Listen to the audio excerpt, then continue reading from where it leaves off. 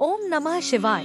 ये वीडियो संपूर्ण श्री शिव महापुराण के पहले खंड के 8वें अध्याय पर आधारित है और इसका वाचन करके हम भगवान शिव की आराधना करते हैं। ब्रह्मा जी ने कहा, हे नारद, मेरे तथा विष्णु द्वारा की गई स्तुति को सुनकर भगवान सदाशिव ने मुस्कुराते हुए इस प्रकार कहा, हे ब्रह्मा तथा हे विष्णु, तुमने हमारी माया के मोह में पड़कर युद्ध किया और अंत में हमने तुम दोनों को अपना भक्त जानकर अपना लिंग स्वरूप प्रकट किया, जिसे तुम दोनों में कोई नहीं पहचान सका।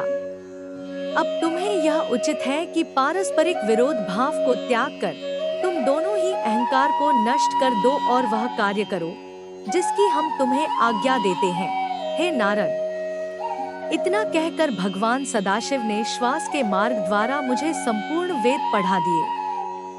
तदुपरांत वे 5 मंत्र भी बताए, जिनमें संपूर्ण विद्याएं अंतर्निहित हैं। उन्होंने सर्वप्रथम प्रणव की शिक्षा दी, जिसके अक्षर वेद कहलाते हैं। शिवजी का सर्वप्रथम वाक्य वही है। तदुपरांत उन्होंने 24 अक्षरों से युक्त वेदों की माता गायत्री का उपदेश दिया। फिर महामृत्युंजय मंत्र की शिक्षा देने के उपरांत उस चिंतामणि मंत्र को सिखाया, जो भक्तों को महान सुख देता है। उस वेद तथा मंत्रों को पढ़कर हमें अत्यंत प्रसन्नता प्राप्त हुई। उस समय में तथा विष्णु जी कृतज्ञता भरी दृष्टि से उन महेश्वर भगवान की ओर देखने लगे और दर्शन के उस आनंद में आचूर निमग्न हो गए। उन परम प्रभु के दर्शन से हमें जो सुख प्राप्त हुआ, उसका वर्णन किसी भी प्रकार नहीं किया जा सकता। हमारे उन अनन्य प्रेम को देखकर भगवान महेश्वर को भी बहुत प्रसन्नता हुई। तब उन्होंने मुझसे यह कहा, हे ब्रह्मा, तुम धन्य हो, जो तुम्हें मेरी कृपा से संपूर्ण सृष्टि का स्वामी होने का सौभाग्य प्राप्त हुआ है। अब तुम मेरी आज्ञा स्वीकार कर सृष्टि करो।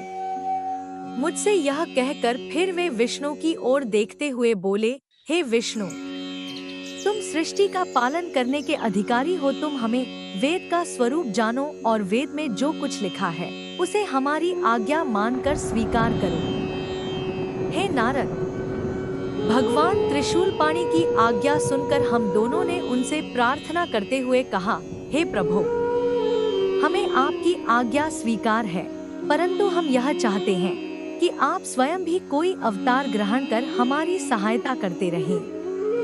तीनों लोकों का पालन करने के पश्चात अंत अर्थात प्रलय का अधिकार आप अपने पास रखें। हमारा यही मनोरथ है। इतना कहकर हम दोनों मौन हो गए।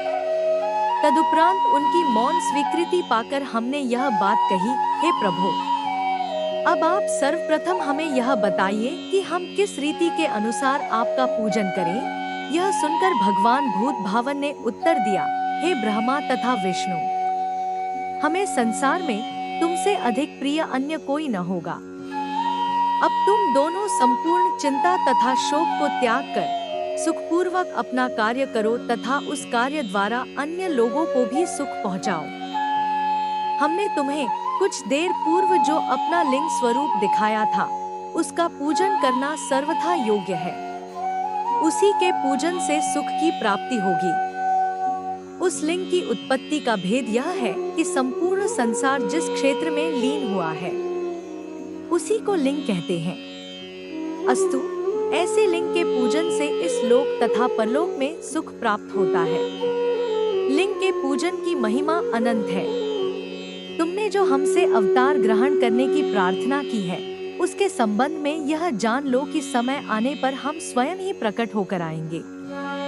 हमारे उस अवतार का नाम रुद्र होगा। हम चारों अर्थात ब्रह्मा, विष्णु, शिव और शक्ति एक ही स्वरूप है। जो व्यक्ति हम में किसी प्रकार का भेद समझेगा, उसे बहुत दुख उठाना पड़ेगा।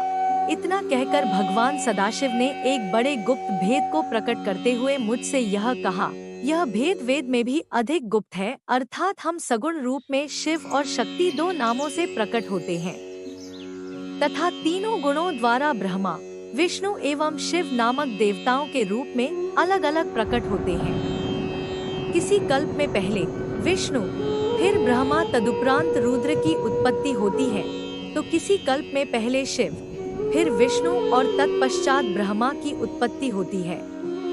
इस प्रकार तुम दोनों शक्ति के चिन्ह से रजोगुण एवं सतोगुण को ग्रहण करते हो। हर अर्थात महादेव हमारे ही अंश से उत्पन्न होकर हमारे ही तमोगुणी स्वरूप है। उनके अधीन प्रलय कार्य रहता है। अस्तु, जिस प्रकार हम तुम्हें तमोगुणी रुद्र का स्वरूप धारण कर प्रकट होंगे, वह सब हमने हुए बता दिया। तुम दोनों श्याम एवं लाल वर्ण का स्वरूप धारण किए हो, अतः हम श्वेत रूप धारण करेंगे।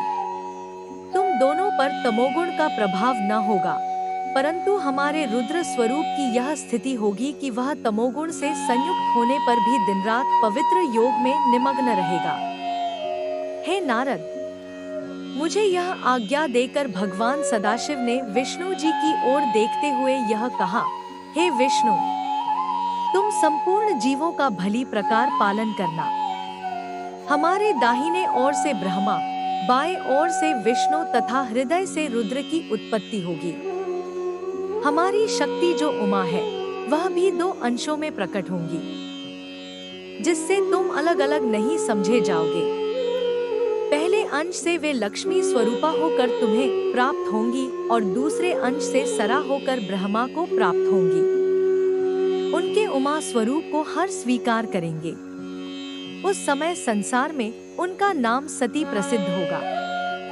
इस प्रकार ब्रह्मा, विष्णु तथा हर्या तीनों देवता अपनी शक्तियों के साथ रहकर वेद का पूजन करेंगे। अस्तु, तुम दोनों को उचित है कि तुम हमारी उस आज्ञा का अनुसरण करो। ब्रह्मा का एक दिन सहस्र चतुर्युगी का होगा। इस प्रकार की 100 वर्ष की आयु ब्रह्मा की होगी। ब्रह्मा की संपूर्ण आयु का समय विष्णु के आधे दिन के बराबर होगा और विष्णु की संपूर्ण आयु का समय हर का एक दिन होगा। ऐसा एक दिन व्यतीत हो जाने पर हमारा सगुण स्वरूप निर्गुण होकर प्रलय कर दिया करेगा। इतना कहकर भगवान सदाशिव ने हम दोनों के मस्तक पर अपने दोनों हाथ रखे। इस प्रकार उपदेश तथा शिक्षा देकर जब भगवान शिव अंतर्धान हो गए, तब हम दोनों शोक से व्याकुल हो हाथ जोड़कर शिव शिव कहते हुए जिस ओर वे गुप्त हुए थे, उसी ओर मुंह किए बारंबार दंडवत करते रहे। इसी के साथ श्री शिव महापुराण के पहले खंड का 8वां अध्याय संपन्न हुआ। यदि आपको हमारी वीडियो पसंद आई हो तो कृपया हमारी वीडियो को लाइक करें, हमारे चैनल को सब्सक्राइब करें और अधिक से अधिक लोगों के साथ ये वीडियो शेयर करें, ताकि श्री शिव महापुराण को सुनकर अन्य लोग भी शिव आराधना का लाभ उठा सके। अगली वीडियो में हम पहले खंड के 9वें अध्याय का वाचन करके भगवान शिव की आराधना करेंगे। ओम नमः शिवाय।